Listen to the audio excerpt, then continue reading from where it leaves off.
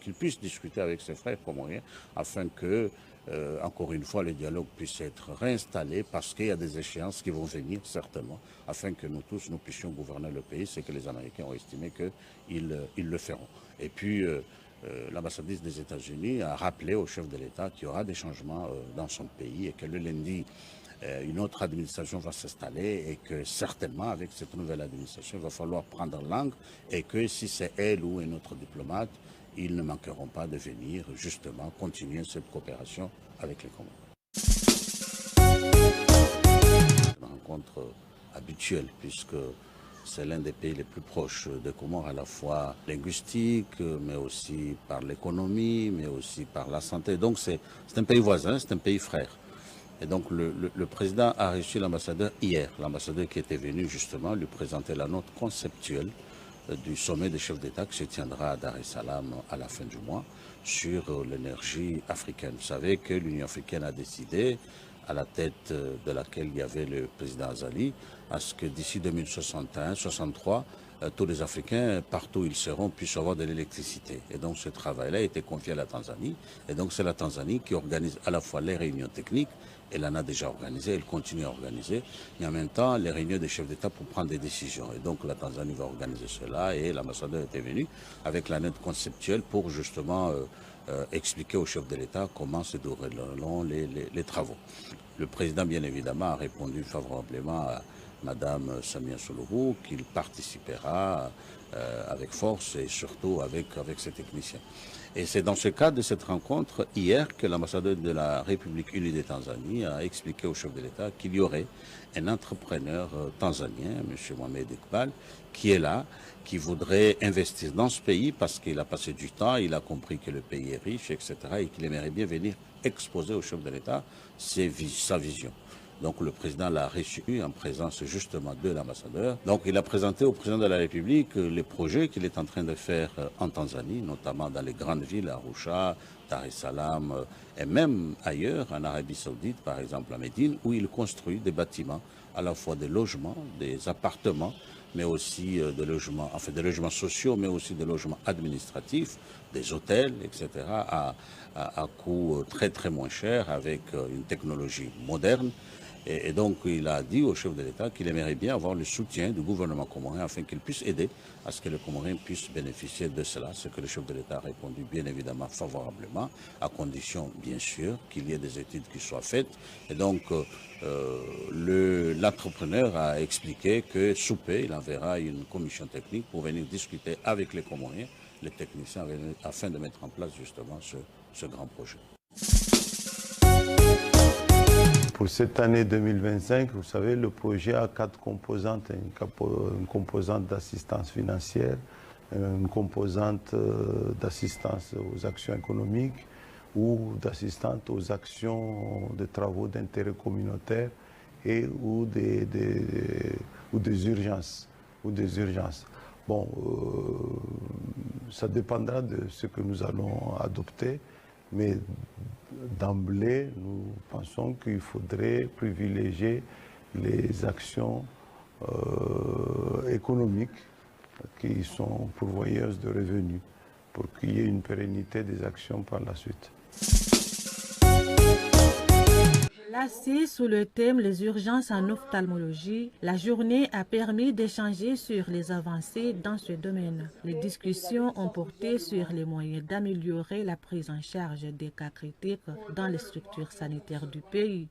Cette 19e journée d'ophtalmologie des Comores, placée sous le thème « Les urgences en ophtalmologie », est une opportunité unique pour répondre aux enjeux et objectifs inscrits dans le plan national de lutte contre la cécité. Ce thème, particulièrement pertinent, met en lumière l'importance des interventions rapides et efficaces dans la prévention et la prise en charge des pathologies oculaires pouvant entraîner la cécité.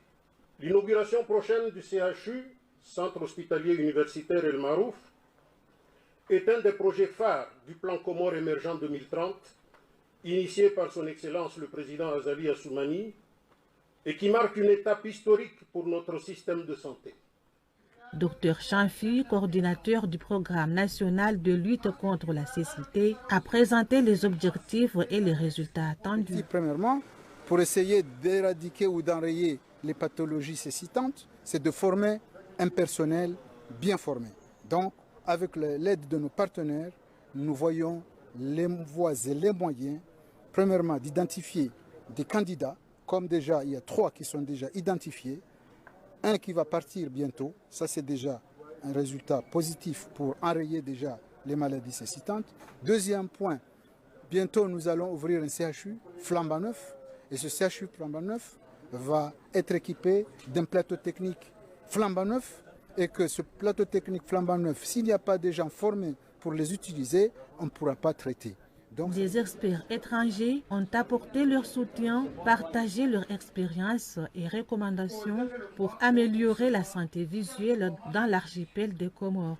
L'association Terre d'Ophtalmo est une association d'utilité publique qui a été créée en 2018 et qui a pour cœur d'action de travailler en partenariat avec les ophtalmologistes des lieux où on va créer ces partenariats afin de pouvoir échanger, se former sur des techniques qu'il n'y a pas encore ici.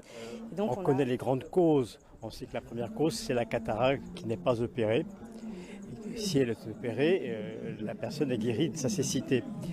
Il y a ensuite le glaucome, qui est une pathologie très grave, insidieuse. On ne sait pas qu'on est glaucomateux et donc il doit être dépisté par un ophtalmologiste et dans le cas où il y a un glaucome, d'être traité par des gouttes ou opéré.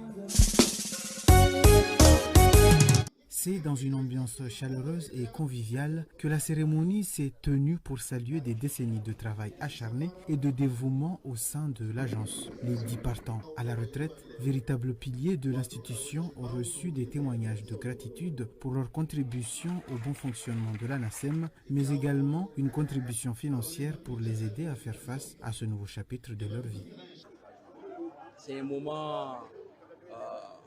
moment difficile et c'est un moment heureux. C'est difficile parce qu'on a travaillé pendant longtemps avec nos collègues et aujourd'hui ils sont admis à valoir leur droit à la retraite. Et c'est vraiment, ça sera une nostalgie aussi parce qu'ils vont nous manquer.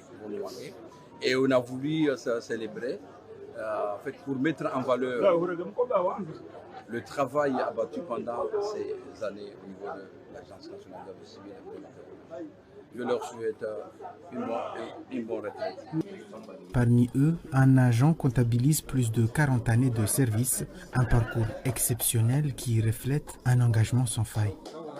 Je suis recruté en 1984 avec un niveau tellement très bas, au niveau bac, mais j'ai bénéficié d'une formation d'agent d'aviation civile à l'aéroport Prince-Édouard. C'est là où j'ai débuté ma carrière. Et j'ai bénéficié encore de formations à l'extérieur qui m'ont conduit à des stades supérieurs. Aujourd'hui, Dieu merci, je suis au plafond de cadre. Et vous estimez que vous avez fait un bon boulot ici? Je crois normalement que j'ai fait un bon boulot puisque mes directeurs ont dû apprécier mon travail au moment où j'étais avec.